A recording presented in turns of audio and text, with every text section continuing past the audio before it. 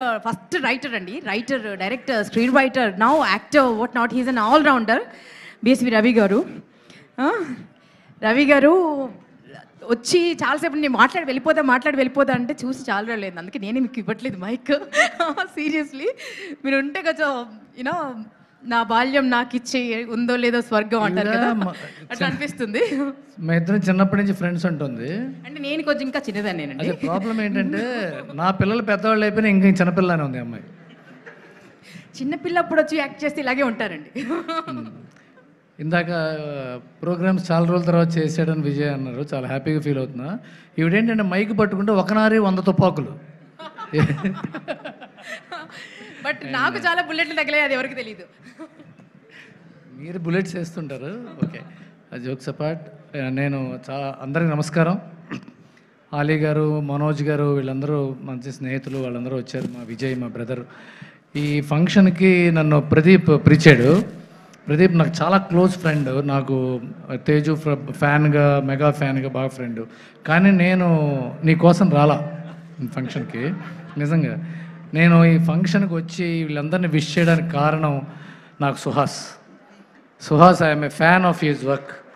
నేను నిజంగా చెప్పాలి, Suhas, I loved your work in family డ్రామాలో ఎరక్కొట్టేశాడు. చూడని వాళ్ళు చూడండి, మళ్ళీ అద్దరిపోతుంది. ఆ తర్వాత hit, extraordinary performance, colour photo. సరే, దాని గురించి మళ్ళీ చెప్పక్కర్లా.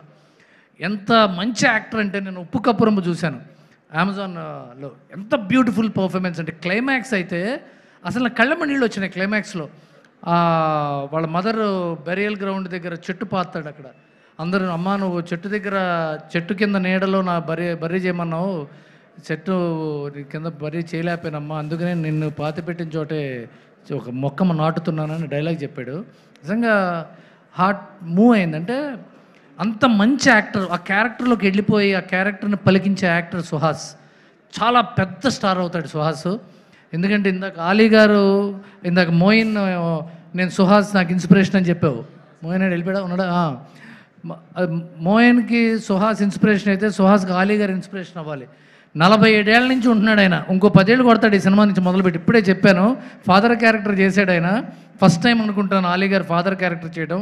ఎంత బాగుందంటే, ఒకప్పుడు ధర్మవరపు గారు, ఎంఎస్ నారాయణ గారు వీళ్ళందరూ చేసేవాళ్ళు. చాలా గొప్ప, కోట శ్రీనివాసరావు గారు, వాళ్ళందరితో పాటు చేస్తూ వాళ్ళందరి తర్వాత కూడా చేయడానికి రెడీ అయిపోయాడు ఆలీ గారు. ఎంత మంచి క్యారెక్టర్ చేస్తున్నాడంటే ఈ సినిమాలో. చాలా గొప్ప ఫాదర్ మళ్ళీ మనకు దొరికాడు. Thank you Harish, thank you Ram గారు, డైరెక్టర్ గారు, థ్యాంక్ యూ అండి ఆయన్ని మీరు కాస్ట్ చేసినందుకు.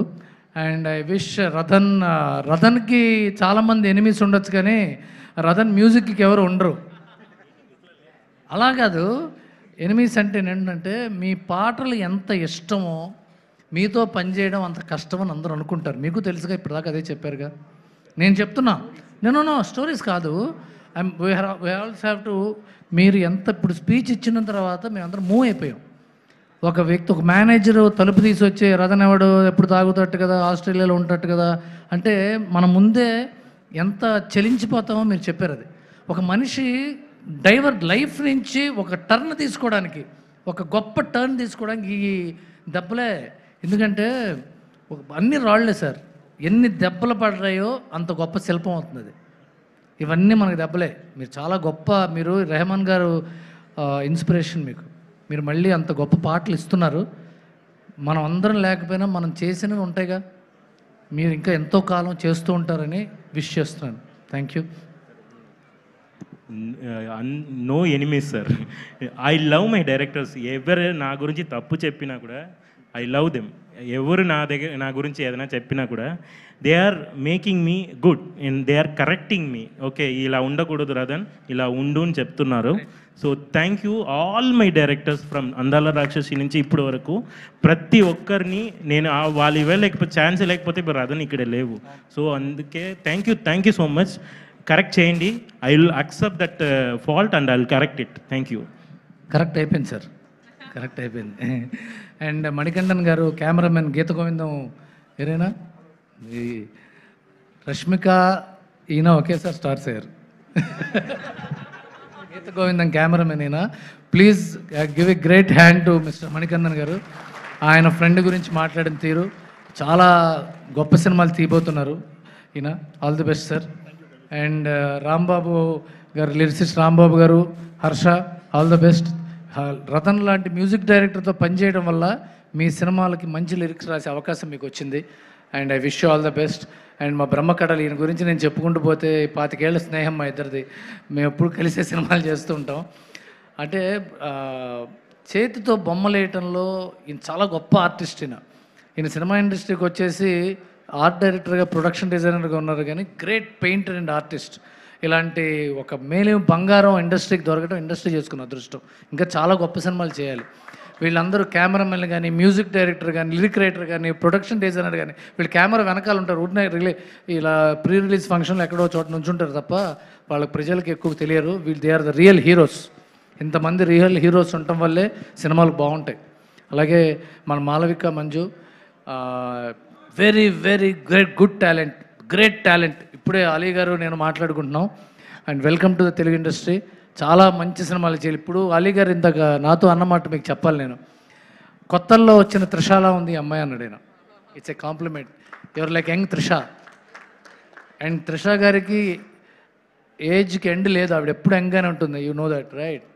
And I wish all the very best to the entire team. Ram, this first film, all the best.